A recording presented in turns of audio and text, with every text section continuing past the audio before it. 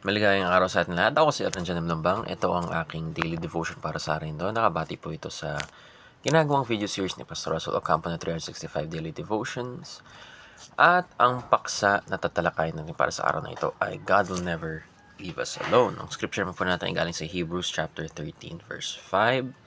Keep your life free from the love of money and be content with what you have, for he has said, I will never leave you or forsake you. Alright?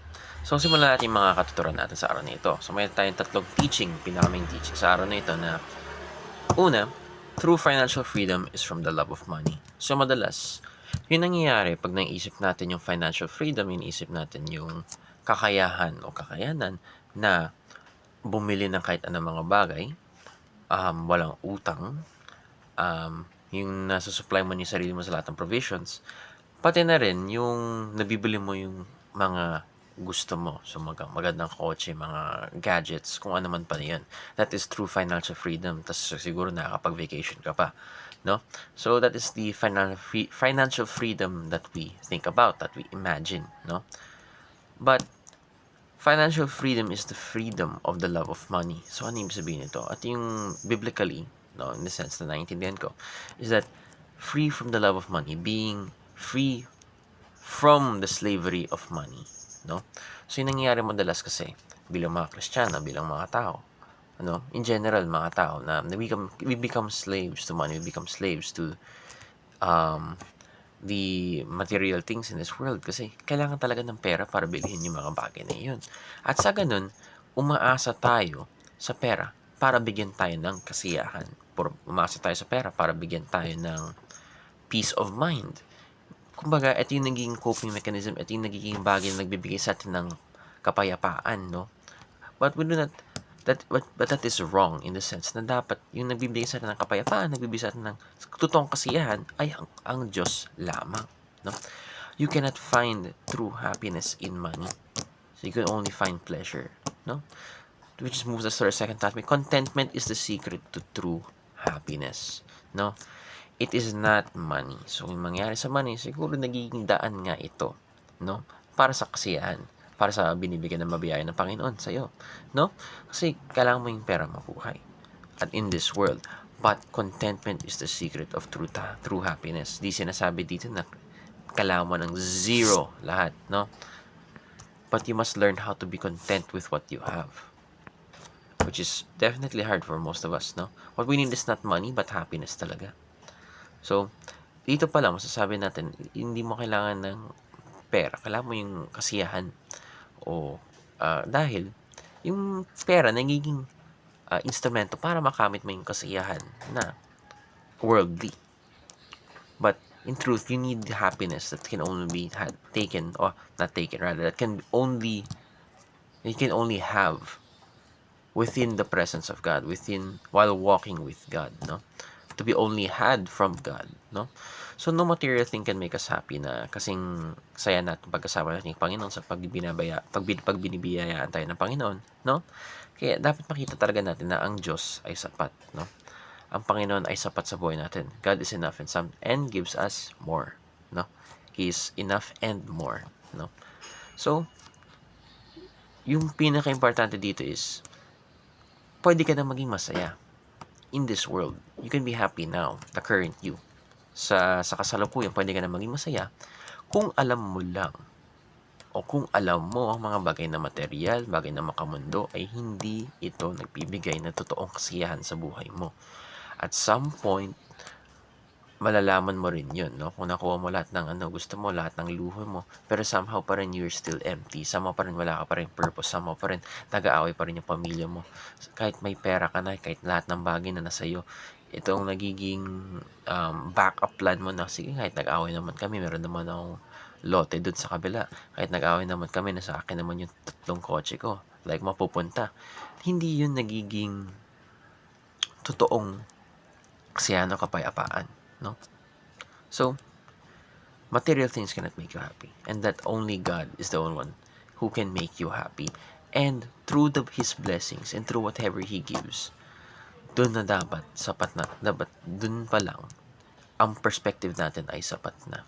na nagpapasalamat na tayo sa anong binigay niya sa atin, anong pinagkaloob niya sa atin. Yung mga bagay na yun ay mga bagay na sapat na at kailangan natin at hindi iyon nakakasama sa atin dahil kung ano man ang binigay ng Panginoon, yun lang dapat. No?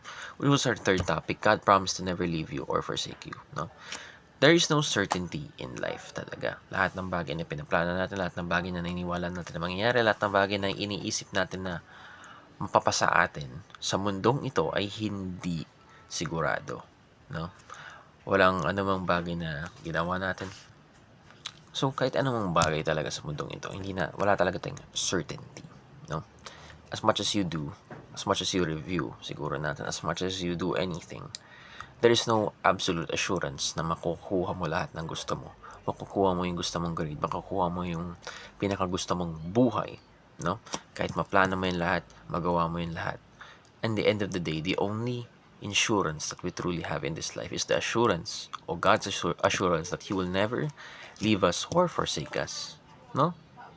So, even in the future, yun talaga yung maasahan mo sa kahit anong nararanasan mong paghihirap, kung ano may sitwasyon mo sa buhay, kahit anong pagkakataon, dun malalaman mo talaga sa hinaharap na God will be there for us. God will provide for us. The only true certainty. No? Application. So, basic but mahirap. No? May ibang mga bagay talaga na simple pero mahirap talagang gawin. Which is free yourself from the love of money.